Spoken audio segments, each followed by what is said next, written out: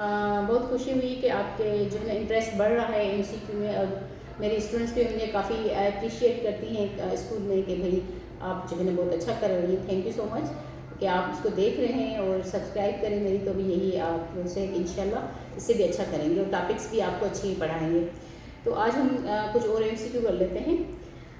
एक एमसीक्यू आप लोगों का कि एक मल्टी ग्रेविडा पेशेंट डिलीवर हुई है, उसकी जो है ना प्लेसेंटा या अवलमार जो है बाहर आई है। उसके बाद से उसको जो डॉक्टर या मिडवाइफ है उसको 10 यूनिट ऑक्सीटोसिन दे रही है रिंगर लेक्टोड में। हम देते हैं ना जब लेबर में पेशेंट होता है उसके बाद उसको 10 यूनिट सिंटो दे रही है ड्रिप में लगा के, ड्रिप में डाल रही है। 30 यूनिट्स भी हम लोग डालते हैं, 10 यूनिट्स में इन्होंने 10 यूनिट्स लिखा हो। 10 यूनिट स्टेट भी कभी कभी हम दे देते। तो रिंगर लेक्टेड एक ड्रिप है जिसमें उन्होंने 10 यूनिट सिंटो ऑक्सीटोसिन दे रही है। सिंटोसिनान के नाम से आती है ये, उसमें जो कंपाउंड होता है वो ऑक्सीटोसिन होता है, उसको दे रही है। इन्फ्यूजन के स्टार्ट किए तो इसका क्या मतलब है, उसको देने का क्या फ़ायदा है, वो किस लिए ये उसको तजवीज़ की जा रही है कि इसको लगाए, ये सवाल है जो पूछे हैं। उसमें ऑप्शन दिए हैं कि बच्चेदानी में प्लेसेंटा के टुकड़ों को निकालना ज़रूरी है। हाँ, ये भी किसी हद तक ऑप्शन सही है कि करते हैं, मगर जब पूरा प्लेसेंटा निकल जाता है तो लेस लाइकली होता है कि उसमें कुछ है। दूसरा, औरत का लेबर परजिस्ट था नहीं, इसमें ऐसा क्या है, परजिस्ट का कोई मतलब नहीं कि उसको दी जाए। और साथ में बच्चे की पैदाइश थी, ये गैर मामूली बात है। होती हैं औरतों को 10-10 बच्चे भी होते हैं। इनका एक और ऑप्शन है, इसमें उन्होंने लिखा है कि मल्टी ग्रेविडा में एटोनिक यूट्रस के चांसेस बढ़ जाते हैं या खतरा बढ़ जाता है। ये करेक्ट ऑप्शन है, क्योंकि इसमें यही है कि हमेशा जो मल्टी ग्रेविडा है उसमें एटोनिक यूट्रस बढ़ जाता है। इसकी वजह से जो है वो हम सिंटो देते हैं या माइज़ोप्रेस्टोल देते हैं ताकि वो यूट्रस कंट्रैक्टर। तो ये जो है ना ऑप्शन मल्टी ग्रेविडा में एटोनिक यूट्रस को बचाने के लिए या उसके खतरा बढ़ जाने की वजह से ऑक्सीटोसिन लगा रहे हैं। तो ये आपका करेक्ट है। अच्छा जी, एक और सवाल है आप लोगों का कि कोरियोमनाइटिस। कोरियोमनाइटिस एक कंडीशन होती है जिसमें देखें कोरियान जो एक मेम्ब्रेन होती है ना प्लासेंटल, उसको कोरियान बोलते हैं। कोरियान का उसका मतलब है प्लासेंटल की उस मेम्ब्रेन का इन्फेक्शन, बच्चे के साथ अंदर यूट्रस में इन्फेक्शन हो रहा है। अब वो इन्फेक्शन क्यों हो रहा है, उसके मतलब इन्होंने जो सवाल किया है कोरियोमनाइटिस से मुतल्लिक कौन सी बात दुरुस्त है, कौन सा जो स्टेटमेंट है वो सही है। तो आपको पहले ये पता होना चाहिए कि कोरियोमनाइटिस है क्या। कोरियोमनाइटिस अंदर जो कोरियान होता है, मेम्ब्रेन होती है, उसका इन्फेक्शन बोलते हैं, उसको कोरियोमनाइटिस बोलते हैं। अब इसमें ये कह रहा है कि झिल्ली फटने के बाद अगर औरत को दर्द ना आए तो मिडवाइफ या डॉक्टर को बार बार उसका वजाइना करना चाहिए, पर वजाइनल एग्जामिनेशन नहीं। ये तो गलत है। जब मेम्ब्रेन रप्चर होती है तो पर वजाइनल एग्जामिनेशन नहीं किया जाता, बल्कि कोशिश की जाती है कि उसको ना ही किया जाए तो बेहतर। सिर्फ एक टाइम किया जाता है ताकि लेबर का असेसमेंट हो जाए कि कहीं पेशेंट लेबर में तो नहीं है। अदरवाइज़ बार बार करने से उसको इन्फेक्शन तो बढ़ेगा ना, क्योंकि उसका जो बैरियर था मेम्ब्रेन वो तो फट गई है। अब बच्चे और बाहर की जो लाइफ है उसमें कोई बैरियर नहीं है, तो उसमें इन्फेक्शन के चांसेस बढ़ जाते हैं। तो ये स्टेटमेंट गलत हुआ।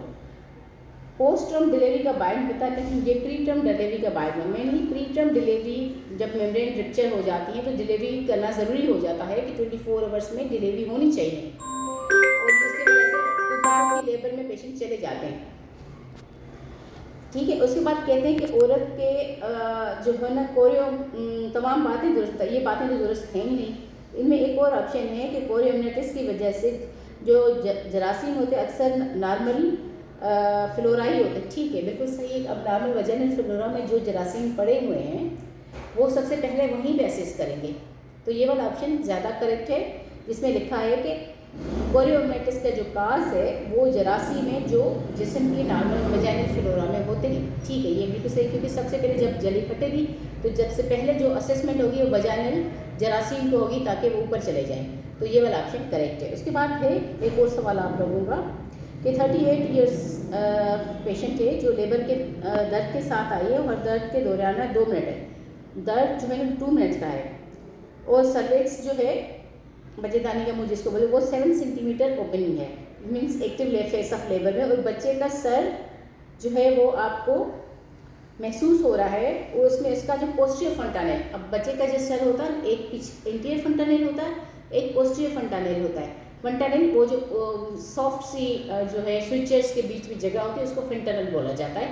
उससे हमारी असेसमेंट होती है कि बेबी की पोजीशन क्या है। अब वो पोजीशन बेबी की लेबर के दौरान पोजीशन बता रहा है। अब कह रहा है कि ये कौन सा है जो आपने फील किया है, पोस्टीरियर फ्रंटल नेल, उसके साथ सर का कुछ हिस्सा, तो इसको हम क्या बोलेंगे, इस पोजीशन को क्या बोलेंगे। तो ब्रीच कैसे हो सकता है, ब्रीच तो है ही नहीं क्योंकि वो तो सर आपको लग रहा है।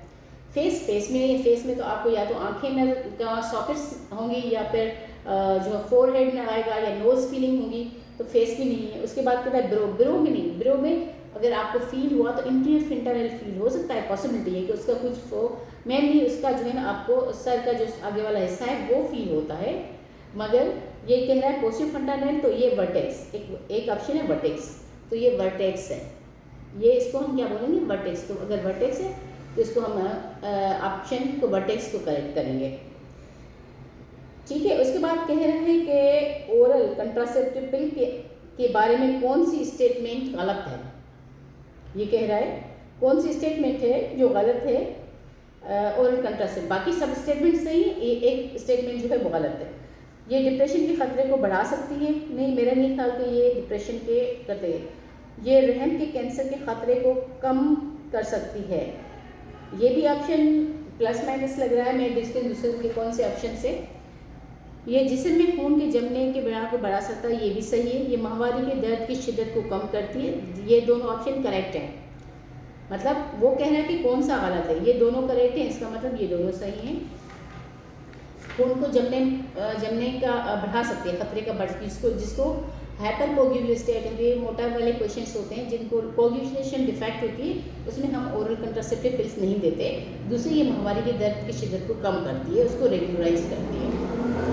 तीसरी ये है कि ये डिप्रेशन के खतरे को बढ़ा सकती है। हाँ, ये थोड़ा बहुत, क्योंकि प्रोजेस्टेरॉन की वजह से, इसमें जो कंपाउंड है ना प्रोजेस्टेरॉन, उस कंपाउंड की वजह से हो सकता है थोड़ा सा फ्लूइड रिटेंशन होती है, डिप्रेशन होता है।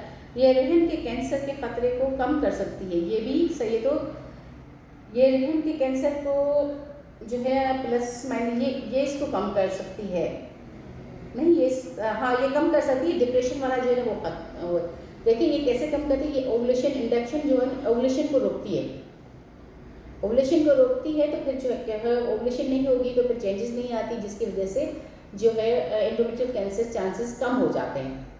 मगर डिप्रेशन वाला जो ऑप्शन है वो गलत है। अब इसमें करेक्ट कौन सा हो गया आपका, डिप्रेशन के खतरे को नहीं बढ़ाती, तो बेस्ट ऑप्शन यही है।